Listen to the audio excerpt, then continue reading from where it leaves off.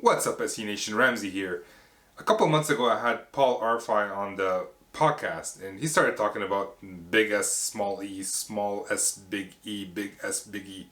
It took me a while to understand what he was talking about, but then I realized that, I think about sales engineering in a different way, but it's very complementary to what he was saying in terms of big S, small e, and all that.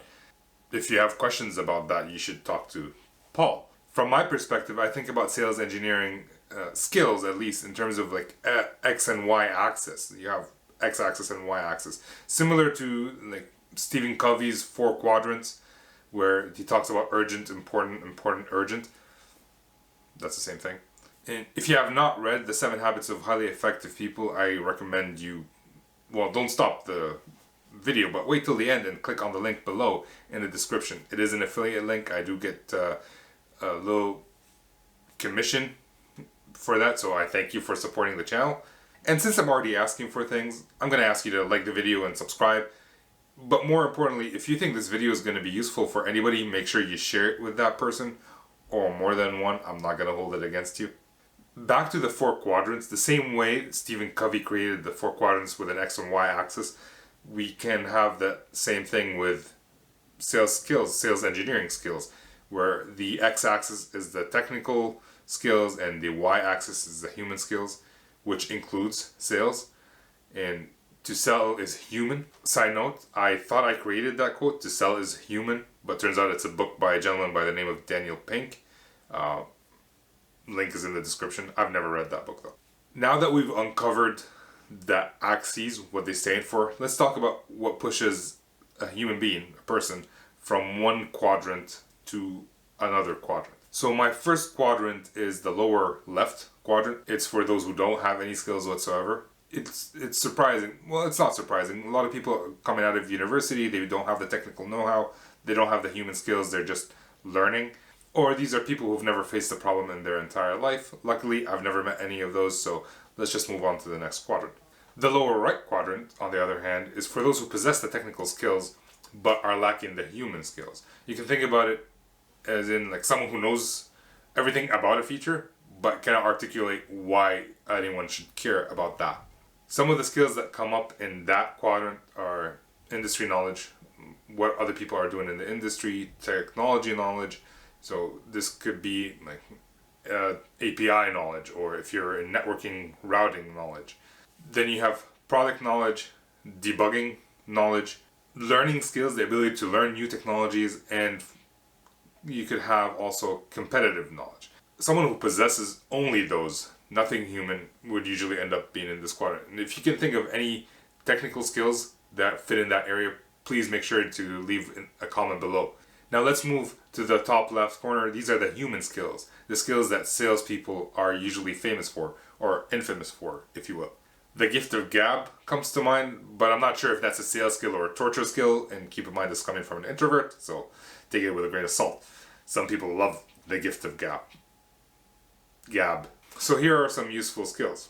Active listening, storytelling, empathy, building relationships, and having tough skin. These are in no way limited to salespeople, but these are considered like human or sales only skills. And if you have those, that's great, but you need to combine them with something else to move you into the top right quadrant. For example, it's great that you have active listening, but you also need to be able to ask the right questions. Questions that will either allow your customer to see something that they've never seen before, or to challenge your customer a little bit and push them in a direction that you want them to go. That's beneficial for them, obviously.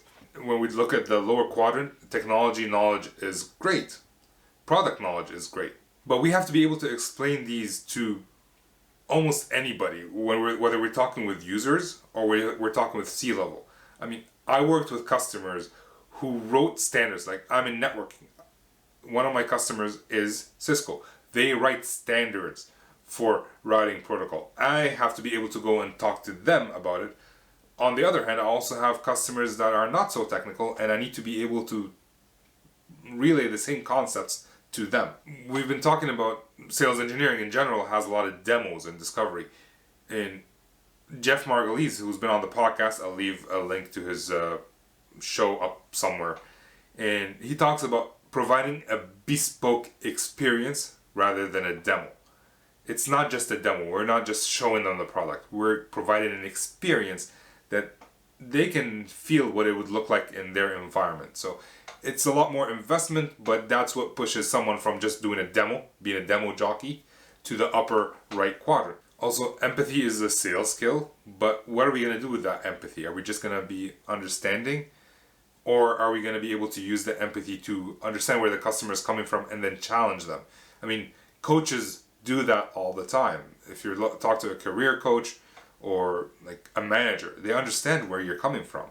But that doesn't mean anything. Understanding where you're coming from doesn't mean anything. You have to guide them to get to somewhere that's better for them. And that's the challenging part. That's the sales engineering skill that not many people talk about. I'm sure you've heard of the so what test. If you haven't, well, now you're hearing about it. The so what test is the concept of asking yourself so what when you're about to show a customer something in a demo. I've read that in so many books. I've read that I think I've read that in Great Demo. I've read that in Demo to Win, Mastering Technical Sales. I've read that in so many books. Chris White talks about it. But you can use that same test when we're talking about SE skills. For example, I'm a great listener. So what? Listening in vacuum doesn't really mean anything. If you're just taking in information, it won't help the customer. We have to take what we heard, solve, challenge, and guide the customer towards a resolution. I'm very technical. So what? I'm very empathetic. I can feel for my customers. So what? So if you want to move from quadrant 2 or 3 to quadrant 4, ask yourself, so what? And I will see you next time. Peace.